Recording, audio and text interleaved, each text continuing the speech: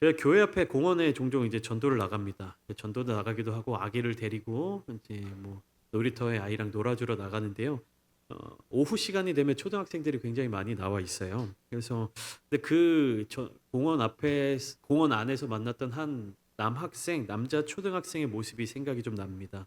그 아이가 어떠한 모습을 갖고 있었냐면 그네를 막 열심히 타기도 하고 또 미끄럼틀 저기 높은 데 올라가서 미끄럼틀을 타고 내려오기도 하고 벤치에 잠깐 앉아서 음료수를 먹기도 하고 막 이렇게 공원 내에 여러 군데를 막 돌아다니면서 그렇게 시간을 보내고 있었어요.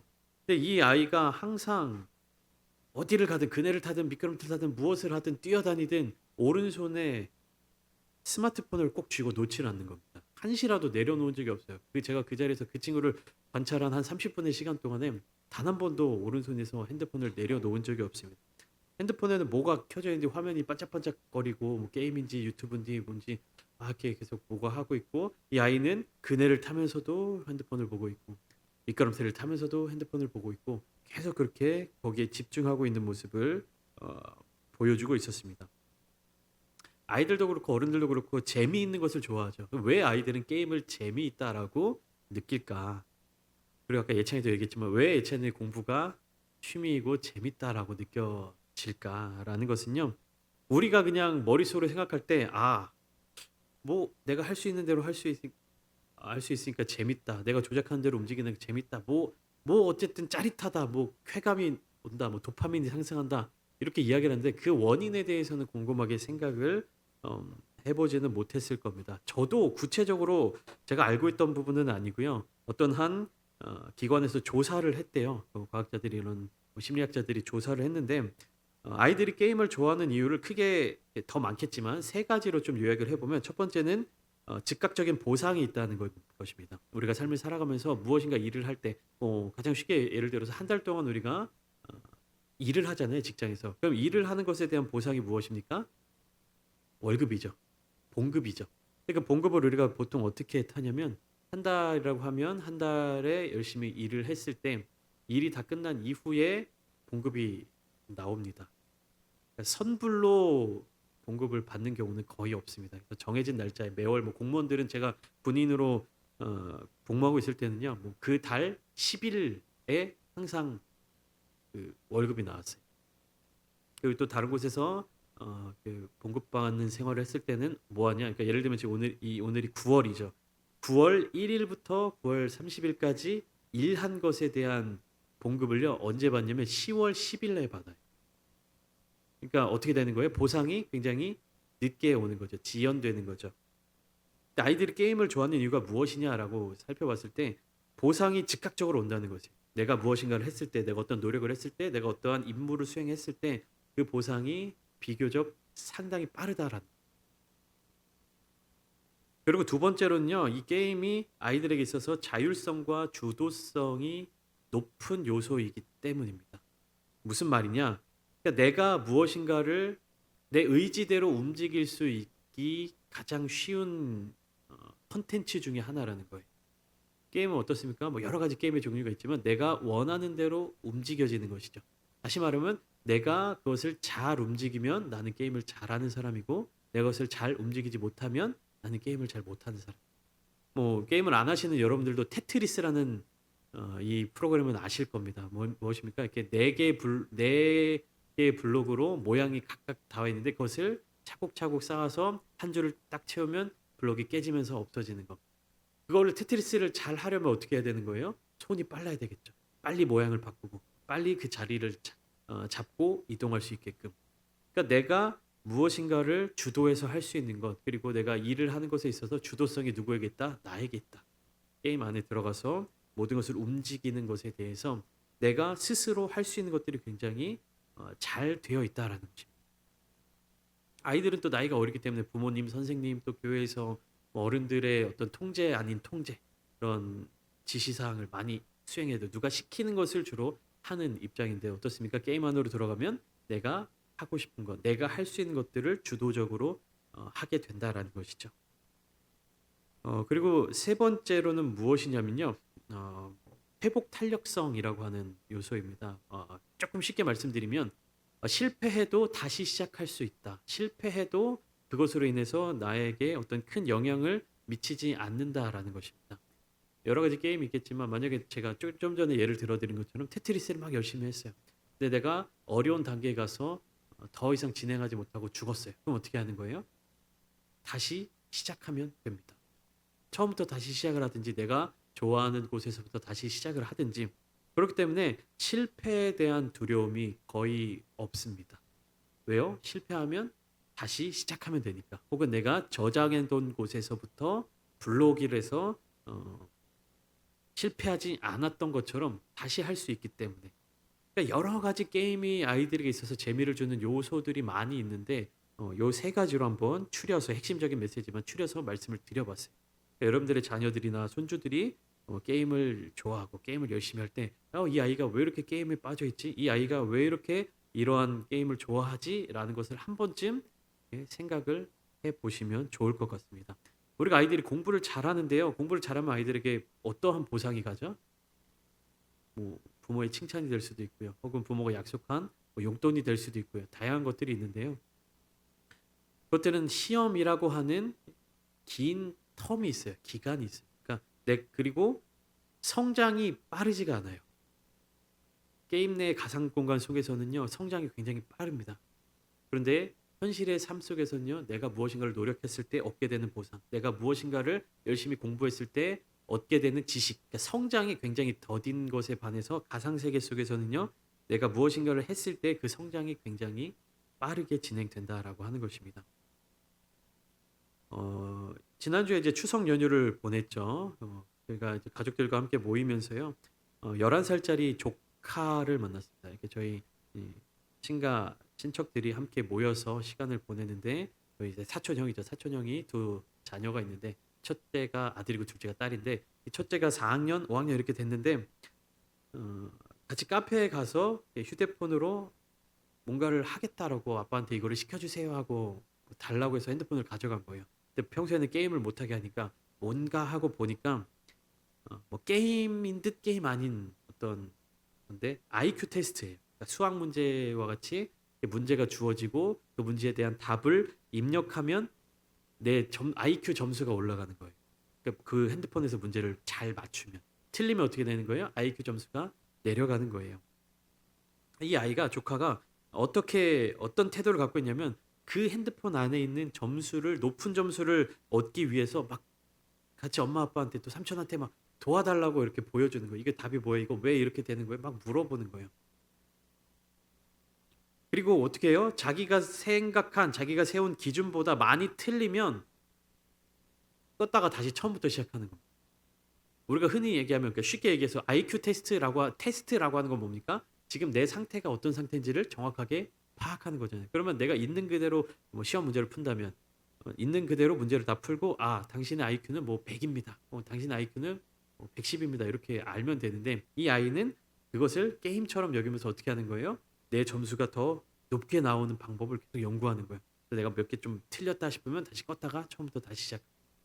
이렇게 하는 모습을 보여주고 있는 것이에요. 무엇 때문에 그렇게 하는 겁니까? 이 아이에게는 뭐 게임을 하는 즐거움도 있겠지만 그 게임의 결과를 통해서 높은 점수를 얻는 것이 자기에게는 즐거움이 되기 때문에 그렇게 막 계속 처음부터 다시 하고 이런 모습을 보여주었던 것이 생각이 납니다. 우리도 우리의 삶을 살아가다 보면요 여러 가지 보상을 얻고자 합니다. 그리고 보상이 주어지기도 하지요. 근데 한 가지 게임과는 다른 것이 있어요. 무엇이냐? 우리에게 주어진 삶은요, 다시 선택하여서 살아가는 것이 불가능하다라는 겁니다. 그렇기 때문에 우리는 삶을 살아가면서 기쁨을 누리는 것보다 고민을 더 많이 하는 것 같아요. 그렇기 때문에 우리는 이 삶을 살아가면서 무엇이 진정한 기쁨이 되는지를 잘 찾지를 못하는 겁니다. 왜냐하면 실패했을 때 리스크가 너무 크게 느껴지기 때문에. 게임과 같은 건 어떻습니까? 내가 실패했을 때 리스크가 크지 않아요. 다시 하면 되지. 뭐 이게 나에게 큰 피해를 주거나 하진 않지. 근데 우리가 인생을 살아가면서 인생의 선택의 기로에 놓였을 때 어떤 선택을 하느냐? 이것이 우리의 삶의 수준이라든지 삶의 어떤 분위기라든지 삶의 질을 굉장히 그런 질의 높낮이를 좌우하기도 합니다.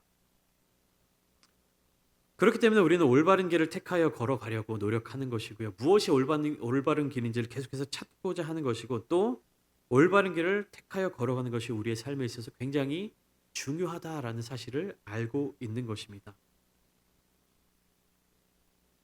여러분들 어떠십니까? 내가 올바른 길을 가고 있다라고 생각하십니까? 아니면 올바른 길을 찾기 위해서 고민하고 계십니까? 아니면 내가 정말로 올바른 길을 찾고 좋은 보상을 찾아감에도 불구하고 그 보상으로 기뻐하지 못하고 계십니까? 오늘 본문 말씀은요. 금요일에 함께 나누었던 누가복음 16장 본문의 마지막 부분입니다. 이 본문 말씀 속에 등장하고 있는 부자가 있습니다. 이 부자는요. 자신이 걸어온 길이 올바른 길이라고 생각했을 것입니다. 자기가 걸어온 길이 정답이라고 생각했을 것이에요. 왜 그렇습니까? 이 부자는요. 삶을 살아오면서 수많은 보상을 얻었어요. 부를 쌓았고요. 좋은 집을 얻고 있고 맛있는 음식을 먹고요. 좋은 옷들을 입으면서 살아갑니다. 이 부자에게 있어서 자기의 삶은요. 계속해서 성공하는 삶이었고 어떤 이기는 삶이었어요. 왜요? 자기가 생각할 때 보상이 계속해서 주어졌기 때문에 하고 싶은 것을 하고 먹고 싶은 것을 먹고 혹은 가고 싶은 곳이 있다면 가는 그러한 삶을 살았을 것입니다. 그러니까 성공적인 삶을 살아가고 있다고 생각했을 것이에요. 그리고 이 부자는 누구를 의미합니까? 예수님의 비유의 말씀 속에서 바리새인들을 의미합니다. 그러니까 바리새인들 또한 어떤 사람들이었냐면 그들의 삶을 돌이켜 봤을 때 우리는 성공적인 삶을 살아가는 사람들이다라고 생각하는 그런 부류였습니다. 왜 그렇죠? 그들의 기준에서 훌륭한 삶을 살고 있었기 때문에 그들 자신의 기준에서 만족스러운 삶을 살고 있었습니다. 그들은 자기들이 원하는 보상을 충분히 받으면서 살아가고 있었어요. 왜 그렇습니까? 그 보상의 기준을 자기들이 세웠기 때문에. 그러니까 게임이라고 하는 것도요. 그 기준, 보상이라든 이 기준을 누가 정합니까? 게임을 만든 업체, 그 게임을 만든 운영진이 정하죠. 근데 만약에 그 게임의 기준을 내가 마음대로 정할 수 있다면 어떻습니까? 그러니까 치트키라고 하죠. 내가 마음대로 할 수 있다면 그 보상을 내가 원하는 대로 다 얻을 수 있는 것이죠. 이 바리새인들의 삶이 이와 같았어요. 자기들의 삶의 기준, 자기들의 삶의 판단을 누가 세웠습니까? 자기들이 세웠어요. 아니 더 정확하게 말하자면 하나님이 세워주신 기준이 있었는데 그 기준을 자기들 멋대로 해석했다라는 겁니다. 그러니까 하나님이 세워주신 규칙, 하나님이 세워주신 기준은 여기에 있는데 자기들이 이 기준을 이렇게 두고 해석을 하면서 행동을 하니까 어떤 거예요? 아 나는 성공했어. 아 내가 이겼어. 내가 보상을 받았어. 라고 생각하게 되는 것입니다. 자기들의 기준에서 훌륭한 삶, 보상받는 삶, 자율성과 주도성이 있는 삶을 살고 있었던 것이죠. 그러네요. 부자의 삶의 끝에서, 즉 이 땅에서의 모든 삶이 끝난 이후에 이어지는 모습을 보니까요. 어떤 이야기들이 펼쳐집니까? 생각과는 다른 장면들이 펼쳐지게 되었습니다. 부자는요. 본문 속에 나와 있는 부자는요. 자신에게는 다시 기회가 주어지지 않을 것을 깨달았습니다. 자기 집 앞에서 구걸하고 있던 상에서 떨어지는 그런 버려지는 음식을 먹고 겨우겨우 삶을 연명하던 나사로 그리고 잔치의 자리에서 좋은 것을 먹고 마시던 부자 두 사람이 죽어서 죽음 이후의 삶을 바라보았는데 어떻습니까? 부자는 땅 밑에 깊은 음부에 빠져버리고 나사로는 아브라함 품 안에 안겨 있는 상황. 그러나 서로 오갈 수도 없고 만날 수도 없고 그런 상황을 인지했을 것입니다. 이 부자는 자신에게는 다시 기회가 주어지지 않는다라는 것을 깨달았습니다. 그래서 본문 27절 말씀과 같이 나사로를 내 아버지의 집에 보내소서라고 요청을 하는 거예요. 부자는 자신에게 주어진 심판의 결과를 바꿀 수 없다는 사실을 깨달았습니다. 그러나 아직 땅 위에 남아있는 그의 형제들에게는 돌이킬 수 있는 기회를 주고 싶었을 것이 너무 늦기 전에 회개할 수 있도록 메시지를 전하기를 원했습니다. 그런데 그 28절 말씀처럼 내 형제 다섯이 있으니 그들에게 증언하게 하여 그들로 이 고통받는 곳에 오지 않게 하소서라고 아브라함을 향하여서 막 부탁하고 간절히 구하는데 이게 이루어질 수 있습니까? 없습니까? 이루어질 수 없다라는 겁니다. 아, 나는 그렇다 치고 이 땅에 아직 살아가고 있는 내 형제들에게 이 사실을 알려주면 좋겠다. 알려주어야 한다. 그러나 아브라함의 대답은 29절과 같습니다. 그들에게 모세와 선지자들이 있으니 그들에게 들을지니라. 아브라함이 부자에게 한 이 말은요, 율법과 선지서들에 있는 메시지가 유대 자손들에게 여전히 영향을 미치고 있음을 나타내 보여주는 것이, 아직 이 땅에 살아있는 사람들이 어떻게 살아가야 하는지에 대한 기준이 주어져 있다라는 거예요. 어디에요? 성경 말씀 속에. 그것이 유대의 민족들에게, 즉 이 부자의 형제들에게도 주어져 있는 것이에요. 그러나 하나님의 말씀에 귀를 기울이지 않는 자들은요, 그 규칙을 발견해낼 수 없다는 것입니다. 그리고 하나님의 말씀을 하나님의 뜻대로 해석하지 못하는 사람들은 그 기준에 미달될 수밖에 없다라는 것이죠. 그리고 더 중요한 것은 무엇이냐면요, 그 하나님의 말씀, 성경에 귀를 기울이지 않는 사람이 과연 사람들이 하는 말에 귀를 기울일 것이냐, 사람들이 하는 말을 믿을 것이냐 하는 지적을 하고 있는 거예요.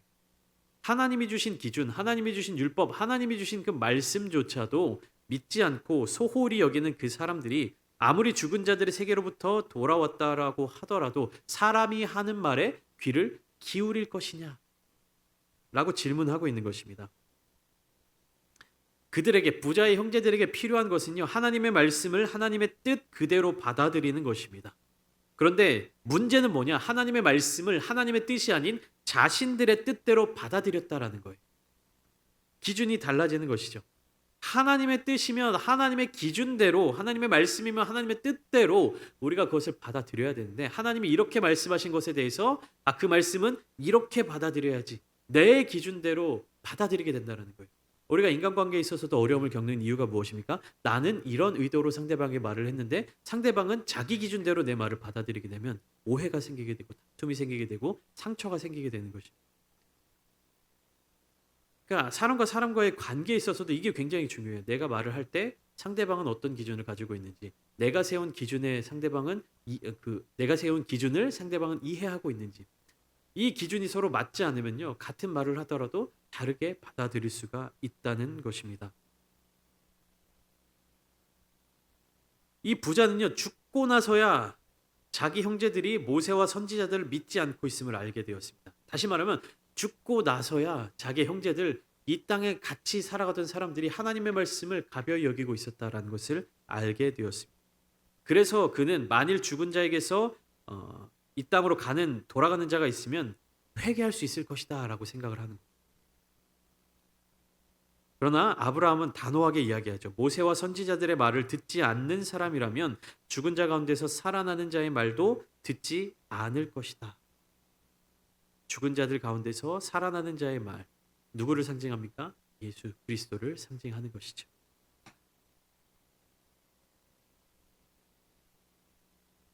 여러분 어떠십니까? 여러분들은 그 머릿속에, 마음속에 기준을 두고 살아가십니까? 어떤 판단, 이 삶에서의, 이 땅에서의 어떤 기준을 두고 살아가십니까? 목회를 하다 보면, 이제 성도님들과 함께 대화를 나누다 보면 그런 생각들을 하시는 것 같아요. 그러니까 이게 목회적인 영역과 생활적인 영역이 서로 분리되어 있다라고 생각을 하시는 거예요. 다시 말하면 목회자가 말씀을 통해서 설교하고 가르치고 혹은 성경 공부를 하면서 전해드리는 하나님의 말씀과 삶을 살아가는 내 개인의 삶의 모습이 각각 따로 진행된다라고 생각하시는 분들이 많이 계십니다. 무슨 말이냐? 목회자는 여러분 삶을 이렇게 사셔야 됩니다. 여러분 이렇게 신앙생활을 하셔야 됩니다라고 말씀을 드리고, 또 성도님들은 그것을 받아들이는데요. 이게 삶의 영역으로 넘어가면 어떻게 되는 겁니까? 나의 기준으로 살아가게 된다는 거예요.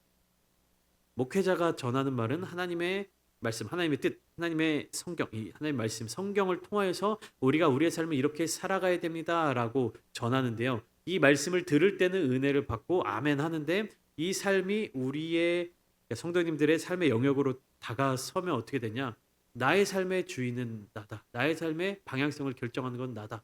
내가 들은 말씀은 이렇게 들었지만 나의 행동은 이렇게 지나간다. 그러니까 쉽게 말하면 들은 것과 행하는 것이 서로 다른 모습을 보이는 경우가 많지 않습니까?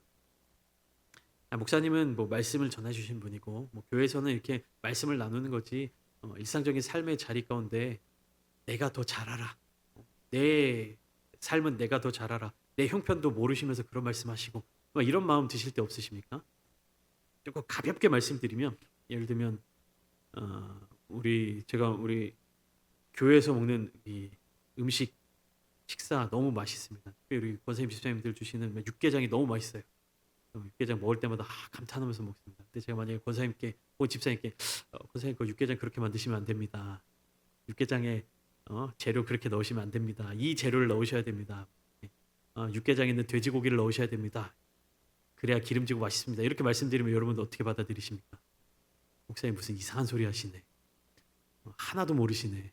요리의 요자도 모르시네. 육개장을 누가 그렇게 끓여. 이렇게 받아들이시지 않으세요? 이건 제가 좀 과장돼서 말씀을 드리는 거예요. 근데 여러분 삶의 작은 부분에 있어서 말씀을 묵상하고 이 말씀을 우리의 삶을 어떻게 적용하는지에 대해서 저도 그렇고 우리 명예 목사님도 그렇고 뭐 원로 목사님도 그렇고 말씀을 드리잖아요. 그럼 여러분들이 그것을 은혜로 받아들이시면서 내 삶에 있어서는 요건 그건 아닌데 내 상황에 있어서는 그거는 이렇게 해야 되는데 이렇게 받아들이신 적은 없으세요? 하나님의 말씀은 변함이 없으십니다. 하나님의 말씀은요.